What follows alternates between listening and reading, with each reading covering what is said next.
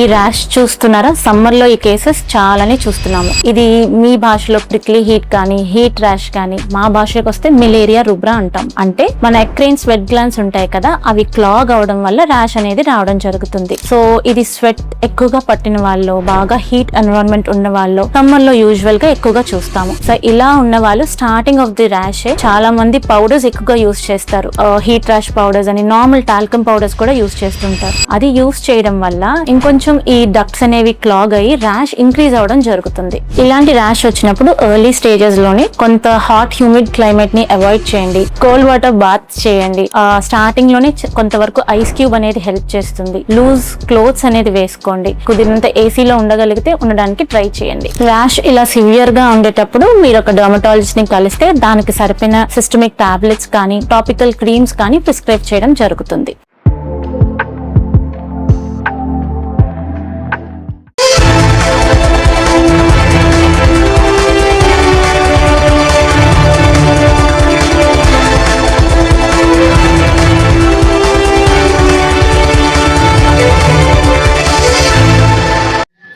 అందరికీ నమస్కారం.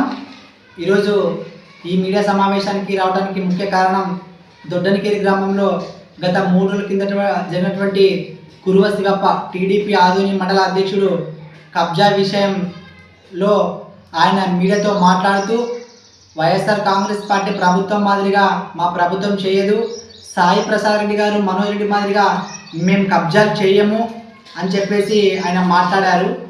అతని ఎక్స్ప్లెనేషన్ ఇచ్చుకోవాల్సింది, అక్కడ కబ్జా జరిగింది అతను చేశారన్నట్టు ఆరోపణలు ఉన్నాయి, రికార్డ్స్ కూడా ఉన్నాయి అని అంటున్నారు. మరి అతని సమాధానం చెప్పుకోవాల్సింది, అతను నేను చేయలేదని చెప్పేసి చెప్పుకోవాలి తప్ప మా సాయి ప్రసాద్ గారి పైన, మా మనోజ్ రెడ్డి గారి పైన వాళ్ళ మాదిరి నేను చేయనని చెప్పేసి మాట్లాడటం కరెక్ట్ కాదని నేను ఈ సందర్భంగా తెలియజేస్తా ఉన్నాను. అంతేకాకుండా మరి కబ్జా జరగలేదన్నట్టు మాట్లాడుతూ ఉన్నారు. సర్వే నెంబర్ 101లో మొత్తం 4 ఎకరాల 21 సెంట్లు ఉంది.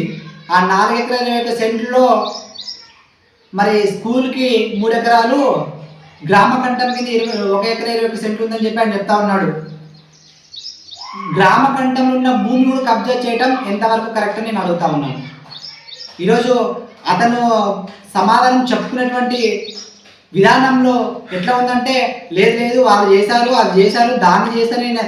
ఎందుకంటే ఈరోజు క్లియర్గా ఆ స్కూల్లో ఆ రోజు ఉన్నటువంటి పరిస్థితులను బట్టి నాకు తెలిసి మొత్తం గ్రామకంఠం భూమి స్కూల్కు ఇచ్చినటువంటి భూమి కూడా, ఆ గ్రామకంఠం భూమిలో 3 ఎకరాల స్కూల్కి ఇచ్చారు. మిగతా భూమిని కూడా అసైన్మెంట్ చేయడం జరిగింది స్కూల్కి అన్నట్టు. ఈరోజు గ్రామకంఠాన్ని భూమిని కబ్జా చేసి కూడా అతను మళ్ళీ నేను చేయలేదు, నేను సత్యరిచ్చలు ఉన్నటువంటి విధంగా మాట్లాడుతూ ఉన్నాడు. ఇది కరెక్ట్ కాదు. దయచేసి ఇంకొకటి, అక్కడ అక్కడ హౌసెస్ లేవు, అక్కడ ఇళ్ళే లేవు.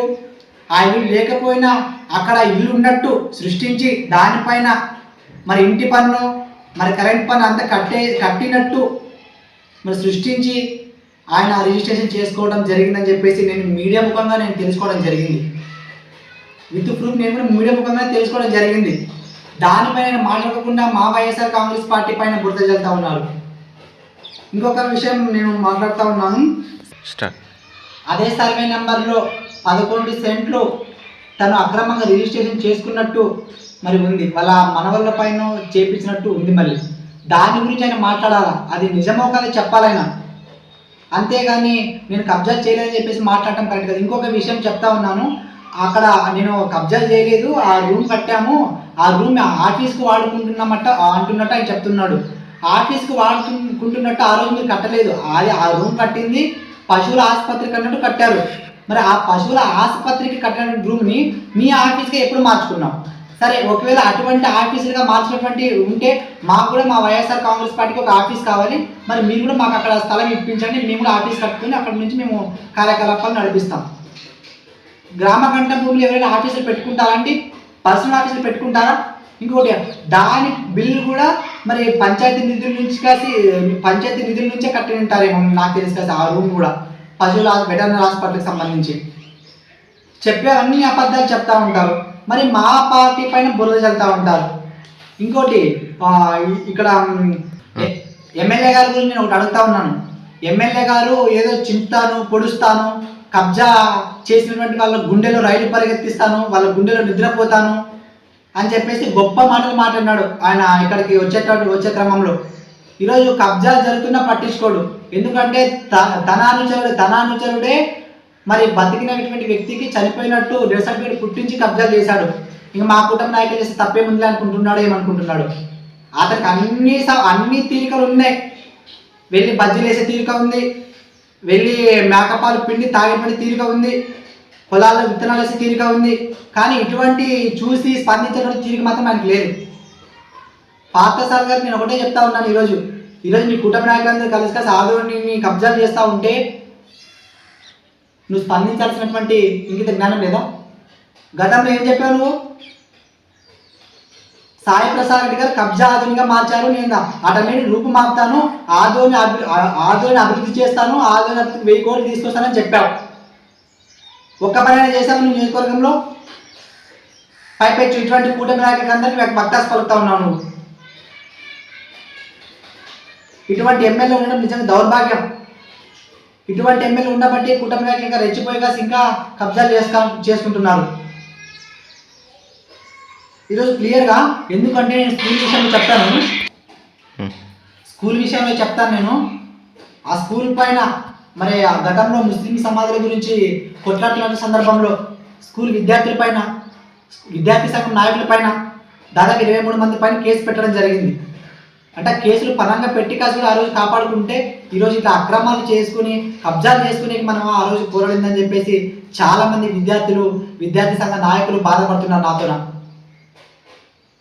ఈరోజు అది నా ఇంటికో లేకపోతే ఇంకో ఇంటికో రాదు, అది గ్రామానికి సంబంధించి ఒక స్కూల్.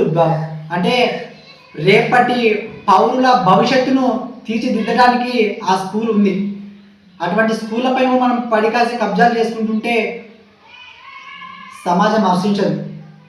నేను చెప్తా ఉన్నాను, అది కబ్జా జరిగినటువంటి మాట వాస్తవం. అది ఎడ్యుకేషన్ డిపార్ట్మెంటా లేకపోతే పిఎన్ఆర్ డిపార్ట్మెంట్ అనేది తేల్చాల్సింది సర్వేయర్ గారు. కబ్జా అయితే జరిగింది కదా అక్కడ. అధికారులందరూ కూడా దీనిపైన నిష్పక్షపాతంగా విచారణ జరిపించాలి. ఖచ్చితంగా తను తప్పు చేసింటే మరి ఆ భూమిని రిటర్న్ వాపస్ చేసుకొస్తే ఆ స్కూల్కి చెందేటట్టు, లేకపోతే గ్రామ కంఠం అంటున్నారు, లేకపోతే గ్రామ పంచాయతీ చెందేటట్టు చేయాలి. అంతేగాని ఈ నిర్లక్ష్య ధోరణి అనేది కరెక్ట్ కాదు. ఎందుకంటే సాక్షాత్తు కలెక్టర్ గారు స్పందించి కాసి అధికారులకి నాకు రిపోర్ట్ ఇవ్వండి అని చెప్పి పంపించారంట. ఈరోజు ప్రతి మీడియాలో కూడా వస్తున్నటువంటి కథనానికి నాకు నిజంగా బాధేస్తూ ఉందండి. ఎందుకంటే విద్యార్థి సంఘ నాయకులు ఎక్కడికి వెళ్ళారు, మరి విద్యార్థులు ఎక్కడికి వెళ్ళారు, ఈ గ్రామంలో ఉండేటువంటి వాళ్ళందరూ కూడా ఎక్కడికి వెళ్ళారు నాకు తెలియదు. ఎందుకంటే ఎక్కడో హోటల్ దగ్గర లేకపోతే నలుగురు నిల్చున్నప్పుడు మాట్లాడేటువంటి మాటలు కాదు. మన ప్రాపర్టీ అది. ఖచ్చితంగా మనం కాపాడుకోవాల్సిన బాధ్యత మన పైన ఉంది. ఇప్పటికైనా అధికారులు ఖచ్చితంగా స్పందించి మరి మీరు దీనిపైన మంచి నిర్ణయం తీసుకుంటారని చెప్పేసి అనుకుంటున్నాను. ఇంకొక విషయం అడుగుతా ఉన్నాను శివప్ప గారిని. విగ్రహం గురించి చెప్పాడు, నా స్థలం ముందుందని చెప్పేసి విగ్రహం. నేను దాన్ని బుల్డోజర్లు పెట్టి పడగొడతాను అంటున్నాడు. నేను ఇక్కడి నుంచి చెప్తా ఉన్నాను, పడగొట్టండి, మేము చూస్తాం ఎట్లా పడగొడతారు. ఎన్టీ రామారావు గారి విగ్రహం పెట్టడానికి మేము ఎక్కడ కూడా అడ్డు చెప్పలేదు. పెట్టండి, మీరే కదా అధికారంలో ఉండేది. 2.5 సంవత్సరాలు మీ అధికారంలో ఉన్నారు, గతంలో 2.5 సంవత్సరాలు సర్పంచ్గా ఉన్నారు. పెట్టండి. అటువంటి మహానుభావులు విగ్రహాలు పెడితే ఎవరు కూడా అడ్డు రాము. సరే, సాయి ప్రసాద్ గారు కేసు పెట్టాడు, మా పైన అటెంప్ట్ మర్డర్ కేసు పెట్టారు అంటున్నారు. మరి ఇప్పుడు ఎందుకు మీకు ఆ కేసు ఇప్పుడు అట్లనే ఉందా? పెట్టండి. ఇక్కడ విగ్రహాల గురించి తీసుకొస్తా ఉన్నారు. నేను ఒకటే చెప్తా, ఈయనకే కాదు ఈ జిల్లాలోనే రాష్ట్రంలోనే చెప్తా ఉన్నాను, ఎవరైనా కూడా వైఎస్ రాజశేఖర గారి విగ్రహం జోలికి వెళ్తే మీ ఇంటికి ఎంత దూరమో మా ఇంటికి కూడా అంతే దూరం. ఖచ్చితంగా ప్రతి ఒక్క నాయకుడు కార్యకర్త మాత్రం ఇటువంటి విశేషాల్లో మీరు ఖచ్చితంగా ముందుండి కాసి కొట్లాడాల్సినటువంటి అవసరం ఉంటుంది. అంతేగాని వీళ్ళు తాటాకు చప్పలకు భయపడేటువంటి ప్రసక్తే లేదు ఎట్టి పరిస్థితుల్లో కూడా. మేము ఒకటి చెప్తా ఉన్నాం, మేము ఇక్కడ పార్టీ కంపారిజన్ చేయకూడదు. సరే, నీ పైన ఆరోపణ వచ్చింది, నువ్వు దానికి సమాధానం చెప్పుకోవాలి. అంతేగాని ఒక పార్టీ పైన ఒక మా దివంగత ముఖ్యమంత్రి రాజశేఖర రెడ్డి గారు ఆయన ఎన్నో సంక్షేమ ఫలాలు అందించారు, ఎంతో సంక్షేమ కార్యక్రమాలు చేపట్టారు. అటువంటి మహానుభావుని బుల్డోజర్ తీసుకొని కూలగొడతాను అంటున్నారు. ఇది కరెక్ట్ కాదని చెప్పి నేను చెప్తా ఉన్నాను. నా పేరు నాగప్ప, ఆదోని మండల ఎస్ఎస్ఎల్ అధ్యక్షుడు. Thank you. ఇప్పుడే ఒక కన్సల్టేషన్ చూసొచ్చానండి. అబ్బాయికి ఒక డౌట్ వచ్చింది. సో రీసెంట్గా ఒక పెళ్లి సంబంధం చూసారంట. సో ఆ అమ్మాయి వాళ్ళ ఫాదర్కి బొల్లి మచ్చలు అంటే విటిలిగో ప్రాబ్లం ఉంది. సో ఎంత ఛాన్సెస్ ఉన్నాయి మేడం అమ్మాయికి రావడానికి అని అడిగారు. సో ఓన్లీ జెనెటిక్ ఫ్యాక్టరే కాదండి, విటిలిగోకి auto immunity and environmental factors కూడా పాయింటే. సో ఒకవేళ వన్ ఆఫ్ ది పేరెంట్కి కనుక ఉంటే చిల్డ్రన్కి వాళ్ళ పిల్లలకి వచ్చే ఛాన్సెస్ ఓన్లీ 5 to 7% ఉంటుంది. అదే ఇద్దరు పేరెంట్స్ కనుక ఎఫెక్ట్ అయ్యి ఉంటే 30 to 40% ఛాన్సే వాళ్ళ పిల్లలకి విటిలిగో వచ్చే ఛాన్సెస్ ఉంటాయి.